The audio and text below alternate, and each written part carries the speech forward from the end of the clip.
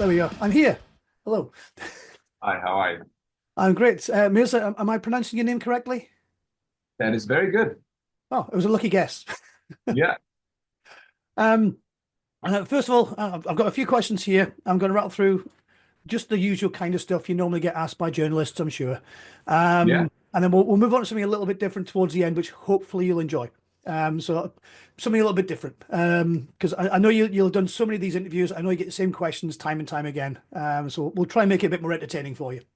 Um, Sounds fun. the first thing I'm going to ask is, like you're a Danish band. Yes, Whereabouts in Denmark are you from exactly? we are all from Copenhagen, Denmark, the main city. Ah, that's fantastic. A nice, easy one. I actually know where that one is on a map. If you'd have said anywhere else, I would probably have struggled. Yeah. So what's the music, particularly the metal scene, like in Denmark for a fairly youngish up and coming band? Yeah, Denmark is currently thriving, I would say. Excellent. Uh, the genre as a whole is getting bigger. The bands play bigger and bigger venues and get more and more into mainstream, Mhm. which I believe is a positive thing. We have a very good underground scene, but metal in Denmark has never been bigger than it is right now. So that's something. That's fantastic. 'Cause, I mean, just over the little causeway, you've got Sweden, which is known historically for particularly black metal and death metal in particular. And Denmark's just one of those ones that, well, that guy who plays drums in Metallica, and that's about it, really. I mean, yeah, there are other Danish And bands, don't get me wrong, but it never seems to be a massive hub of music. But it's really good to hear there's a lot uh, of up and comers. we've always historically we've always been behind Sweden and Norway. Uh, with Swedes, it's in every music genre. Sweden, the Swedes are just ahead since ABBA came. So that's there's no competition there. But since like 2015, we had Volbeat, Yeah. who came out, their Danish band, and since then it's been quiet. But now um, I see a lot of Danish bands building a presence in Europe and States. We have bands like Vola doing really, really well. True. Yeah. Um, so yeah, it's getting there. That's good to hear. I mean, you yourselves, Siamese, I'll be perfectly honest, up until about a month, 6 weeks ago, hadn't heard of you. Okay. Oh, It was there we actually go. one of my friends who spotted an advert saying you were playing the Cat House in Glasgow, and she went, "You have got to go and see this band. They're brilliant. I really want to go." So we arranged to go and see you. And what I'm doing a lot these days, I'm finding I'm going in blind to a gig. I'm not looking up your music. I'm not learning some of your songs. I'm going, I want to see what this band is like live. I want to see if they'll win me over. Okay. Long Mhm. story short, read our review. Yes, you did. Um, That's but how would you describe yourself to someone who is going to come to one of your gigs for the first time? What would you say in terms of music, in terms of your stage show? What would you tell them to expect? I think the thing that speaks to people about our shows is, first of all, we have a really good crew. So like we tend to sound really good in all forms and shapes. Whatever we play, we have a very good system in place. So that's been our main thing. We wanted to sound good live. That was like the most important stuff. Other than that, I think what draws people in is um, we're very spontaneous and it's very real and it's very on the spot. Um, what I do and what we do is very different almost every night, because it's just where we are. I try my best not to look at it as like a copy paste, if that Yeah, makes sense. When you're on tour and you're playing every day, you tend to say the same stuff, you tend to do the same things. I like to be almost like a showman and just you know change it up every time and be very genuine, hopefully genuine and honest about every single day that we're on tour. So some days is a bad day. Maybe I miss my family. That will that will shine through the show. Other days I'm a bit drunk. That will shine through as well. Uh, yeah, so every day and every show is a little bit different, and I hope that people recognize this description. Um, moving on, the show in Glasgow, about 3 weeks ago now, give or take. That was your first headline show in Glasgow. Yes. There's at the Cat House, was a cracking venue, and you were talking about having good sound and stuff, and it was absolutely on point. All the bands there, it was an absolute blind, a really good package that you guys put together for that one. I'm going to come back to that shortly. But you did mention that it was about the third or the fourth time you played in Glasgow. Tell me a bit more about that first one, and potentially why it may have put you off coming back to Glasgow. You mentioned you Oh got yeah, robbed. I was robbed in Glasgow first time I was there. But it was nothing serious. We played in a I think we played in a private home or whatever it was. It was definitely not a venue. I Okay. don't remember the name even, but it was our very first tour. It was our very first show on tour, and it was with a band called Foes, who are no longer. Um, they were from Liverpool. Um, and we played that show and we were just so excited because there was actually people there. I think there was like 40, 50 people there. Um, and it was crazy. It was the beginning of what was to be because we, as a band, we kind of changed the name and started over in 2015 and in 2016 the tour was going on. And it was just a cracker, man. And it was probably a bad show. Like we probably sounded shit and we didn't have our shit together. We were probably drunk. Uh, because we didn't take stuff too serious back then. We just wanted to get out and see the world. Uh, but yeah, it was my first good experience playing abroad. And then after that followed a huge number of massive disappointments. Just doing every tour we could and everything we could and just fucking playing for no one for so long. Yeah. It was crazy. Yeah, I think there's a story with an awful lot of bands. I think the message is plow through it. If you're into it and this is what you want, you have to go through that to get to where you guys are at and where the next stage and the next stage and so forth. I saw Motionless in White last night, and they basically documented that same thing, that same process that you're telling me about. Obviously, they're further ahead of it than you are now because they've been going for that bit Yeah. longer. But they've been through this same thing, and now they're filling out. I mean, they sold out the academy last night. So it's a journey, and it's something that I think, particularly these days, you're not going to make millions off an album anymore. You have to get out there. You have to do the grind. You have to love it. Um, That's the thing, right? Because I think a lot of people, a lot of bands are very focused on their social media numbers and yep. building that, and there's nothing wrong with that. Uh, but I see we don't have very big social media numbers, but we've been touring so much, and it just means much more in every possible way you can imagine. This is Mm. much better than having 100,000 followers. Uh, so yeah, I Was agree. the tail end of last year? Am I right? You're touring the US just before the New We Year. did, yeah, in September. Yeah. So how many dates did you manage across there? Oh, like 28 dates. It was Wow. 38 days. Yeah, it was a long one, especially for me. Like I brought my family on tour, Oh, which fantastic. helped. Yeah, it helped immensely. And this is something for now I have to do every time. Mhm. Uh, it's like when you have your family on the visit, it's like the whole tour starts again once you come back to the touring party. Like when Yep. you've been with your family and you just reset, and it's just such a great feeling. And touring doesn't feel that long because it can be pretty torrid Mhm. and fucking difficult to tour, and you're around people all the time. The only way you can be alone is to shut up your drapes in that bunk that looks like a coffin. So yeah, it's hard. Yeah. I mean, it looked to me when you were playing in Glasgow, you were touring with friends there. I want to mention in particular Cold Culture, who you said Mhm. they're basically a bunch of students. They took out a loan to help them join on the tour bus or something. I mean, were they a last minute request? Did they ask you if they could join? Did you ask them? So the band Whole Culture is actually somebody I work with. So I am managing them and I'm releasing their Cool. music. So when Black Gold had to pull out, I was just thinking like, who is ready to do a tour like this? Because I've seen them live. who is ready and who has the music that fits the style and folk culture was just one of those bands. And I asked them like between, this was on Christmas Day that I asked them to join. And they were like, yeah, but we don't have that money. And then I had to, take a call with them and sway them and be like, listen, that money will come back to you Mhm. in merch sales and fees and whatever. You just need to take the risk and take the shot. Now is the time.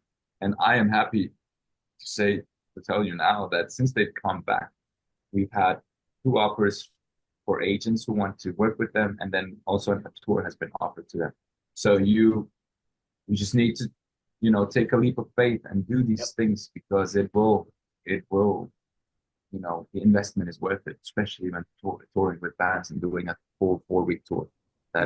That is the best way you can invest in your band. Yeah. No, that's great to hear as well. Because I mean, they were fantastic. I mean, they were Mhm. just as an opening band, you're like, these guys have got it. I mean, without Yeah, a doubt. So now, please pass yeah. on my best wishes and congratulations to them. And fingers crossed, we'll see I them will over for here sure. sometime soon. I will for Um, sure. moving on. Do-do-do-do-do. Yeah, a couple of questions. You've done the US, done UK, a bit of a U touring. Elements is only a few months old. So what's coming up next? Have you got some more tour dates? Or are you looking at starting to write something? But I mean, you've got quite a long way to go before realistically would see something else. Maybe you go in the singles route. Yeah, yeah, yeah. But actually, for a while, we don't have a tour uh, planned in the back of the rest of the year. We're working on coming to the States. It was a tremendous experience Yeah. being there the first time. So we were really, really working on that. But also, we're looking at trying to make new music in the summer. Um, and yeah, I think maybe it will be a couple of singles before we settle down and try to make an album. I think there's a little bit of soul searching that we need to do in terms of I feel that Elements and Home sounded quite alike. Mhm. Obviously, there are some differences, but those albums kind of sound alike. And maybe this time around, I need to be looking at what do I want to do. I think there's loads of bands out there who are doing a really, really good job. I am a massive fan of The Plotting You, Sean Hill, bands like that who are Yeah. pushing the envelope right now. Um, yeah, and I want to see what they're doing. Be like maybe move even further down that industrial sound that is coming on right now, and I think it's very exciting. I think in general the scene is just thriving with bands that are being innovative Yeah. and special and so exciting to listen to. It's truly a blessing to be a part of the scene right now. Yeah. I mean, it's always a challenge. I can imagine it as a band. You want to be similar enough to your material that you don't throw your fans off, but you also don't want to be doing the same album over and over again. That must be quite a challenge. Yeah, of course. We've never had the problem actually. I think our fans have been very, I don't know if they're forgiving, but they've been very receptive of what we've given them. Mhm. Um, who knows? Maybe it's this time. I don't feel like I want to go crazy. I just feel like I want to be more authentic. I want to be harder. I want to be heavier, and I want to be a little more edgy, Mhm. whatever that means. Because we can write the choruses. Choruses is no problem. I think it's what comes around the chorus that I'm trying to figure out in my head. How do I want to package that part before we get to the chorus? I think that's the most exciting part. The textures, the atmospheres that I want to work with. So Mhm. that's gonna be interesting. Yeah, and we'll certainly be looking out for that. I'm going to go off a complete tangent now. Food. There's a reason Yeah. in particular I'm going to ask you this particular question. For some reason, last month I ended up interviewing three bands from Sweden in 3 days. You're near Sweden, so you kind of like you're looking at them from afar. You'll have your criticisms. I've got a major one with the Swedes. I love the Swedes, don't get me wrong, but they put banana on pizza.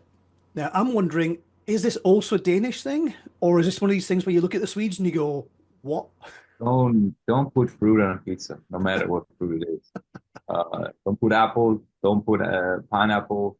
Don't put bananas on a pizza. Um, The Swedes, they have those things. They also put cabbage in a kebab, uh, which I think is quite weird. But it's just standard. They put cabbage in the kebab. Did they have a food problem at Doesn't some point where they just like had to eat stuff? And I don't know, man. It's cold up there, so they gotta make work what they have. I think cabbage is one of those leftover things, but I know very little about Swedish food culture, so I can't really help you with a valid answer. I can just give you my presumptions and my yeah, whatever, my hate for cabbage, basically. follow on from that, then, is there something that is particularly Danish that we might find a little bit unusual? I mean, the most famous one we've got is the Danish pastries and stuff. They're fantastic. But is there anything that we maybe don't know that is particularly Danish that somebody else might think is a little bit odd? Yeah, we have. I think I'm a foreigner coming to Denmark, so Oh, there's three particular things that I've stumbled upon that are very weird to me. First off is rye bread. Like this country is built on rye bread. So okay. everything they do, it's rye bread. That's like very, very important. And like my Danish colleagues, every time we're on tour, the thing they miss most is rye bread. And for me, that's like it looks like burned bread, you Yep. know? Obviously isn't, but it looks like burnt bread and it sometimes tastes like that. But I've been converted and I've started eating rye bread. So that will be the first thing. The second thing that's particularly Danish, in my opinion, is this dipping called remoulade. It's like some people eat their fries with ketchup and mayo, and Yep. then Denmark they have this addition. I don't know if it's Danish, but it's a remoulade, and it's this egg and and milk kind of whatever, and it's yellow. It's actually almost orange. Okay. That's very Danish. You don't get a remoulade anywhere else than in Denmark and maybe in Germany. Hmm. And then finally, the last thing is oh, what I completely forgot the last three. Remoulade, rye bread, and um, yeah, I forgot the last thing. I forgot. If I come up with, but remoulade is this thing, and I love it. I really, really fucking love that as well. Ah, interesting. Um, I'll keep my eye out for that next time I'm in Copenhagen. It's been a while, but I'll get back over there at some go point. to a traditional Danish. It's called smørrebrød. I'm doing the English version. Smørrebrød. Yeah. And that's traditional Danish food. They'll put like, rye bread, a fish, some onions, some capers, everything. It just sounds disgusting, but somehow it really tastes well. So yeah. Once you come to Copenhagen, I can even show you like the restaurants that I normally go to Mhm. for like traditional Danish food. It's weird. It's an acquired taste. But Denmark does have, I think Denmark is restaurant capital number one. I Oh, think we're the city that has the most Michelin guided restaurants in the world. Like we had the best restaurant in the world for a couple of years. So food is a quite a big thing in this city particularly. yeah, fantastic. And it's a lovely city. Like I say, it's 20 years, 19, 20 years since I was in Copenhagen, but still, it's a pretty place, nice place to walk around as well. The weather You need wasn't to great come when I down, was there. I remember that much. you need to come down from the Highlands and visit us. See, Copenhagen is wonderful. I'll be on the list. Right, our last little bit. I did say something a little bit different at the end. How are you on trivia? And in Good, particular, Danish trivia. good. I think I'm good. I I I like to I like to give off that I'm smart. So I tend to remember a lot of stuff. Um, and I know it's not a lot, but I always beat my girlfriend in trivia. So Fantastic. I've got five Danish themed trivia questions. Actually, I'm going to ask you, you mentioned earlier on you're a non-Dane who's now settled there. And I should have yeah, picked up on the surname as well. Where are you from originally? I am born in Serbia. All right. There's a little Muslim part down Kosovo. Yep. Uh, that's where we live. We lived, and I moved to Denmark in '92. Wow. Okay. So, but you certainly seem to have settled in quite well. So you know the food. I do. It's the important thing. Okay, right. Well, we'll see how an imported Dane managers. They're fairly random questions to see how you get on with them. And again, I've done this with I did this with the Swedes and a few of the other people I've interviewed as well.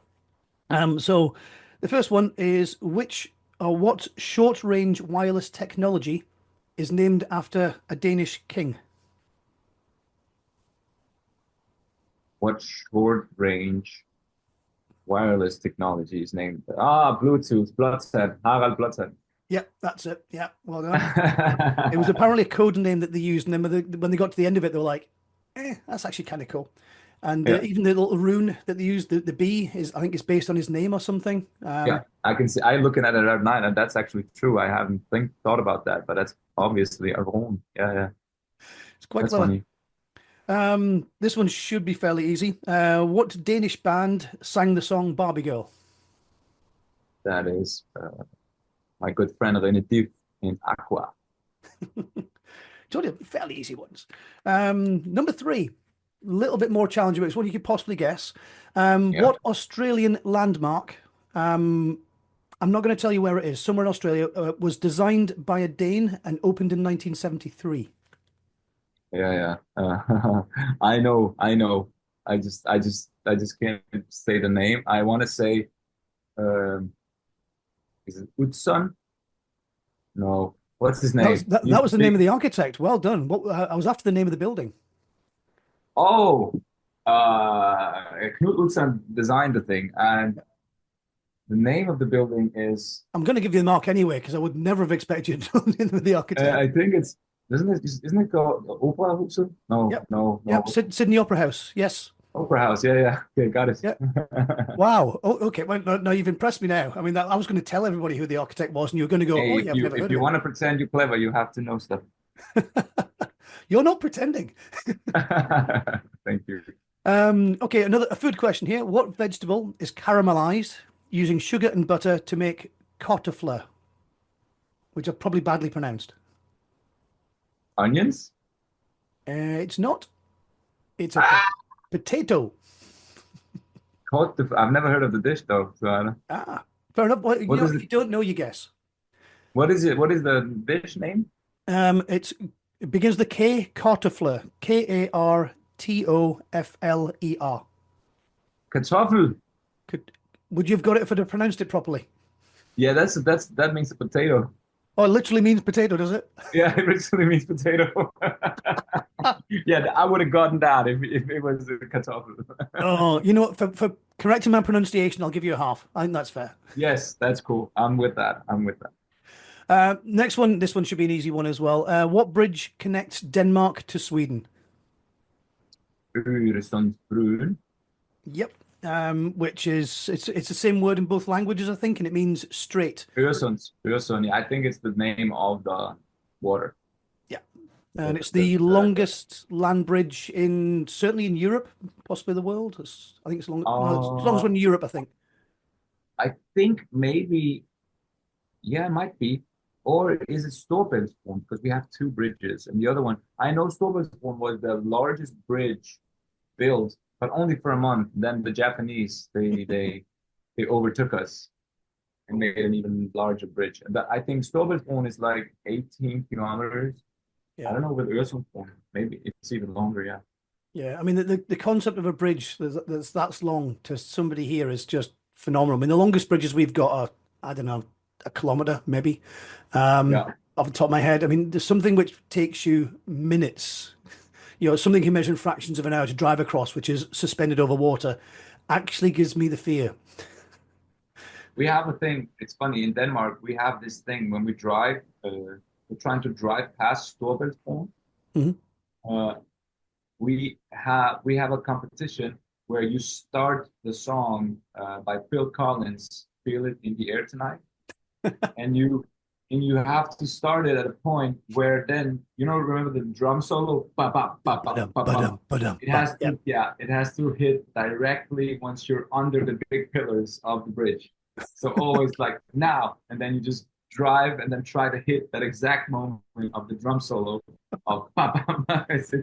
It's a stupid thing we do, but we do it every time we pass that bridge because we have to go play at Jutland, the other side of Denmark. So yeah, That's a little bit fantastic. of fun game there. Well, you scored a magnificent and very impressive 4.5. And to be fair, you'd have got 5 if my Danish wasn't rubbish. Um, so very well done. It's been a pleasure. Thank you again for being another band that I have discovered this year that's absolutely blown me away. We very much look forward to seeing you back over. And again, please pass on my thanks as well to Cold Culture for being such a great opening act on that tour as well. And we would bring them back, get them to headline, and you can open, make your life a little bit easier. Yeah, do something else. Yeah, we will. Thank you so much for your time, and thank you for doing this interview. No, you're very, very welcome. And we'll see you the next time we see you. Cheers. I hope so. Have a nice day. You too. Take care. Bye.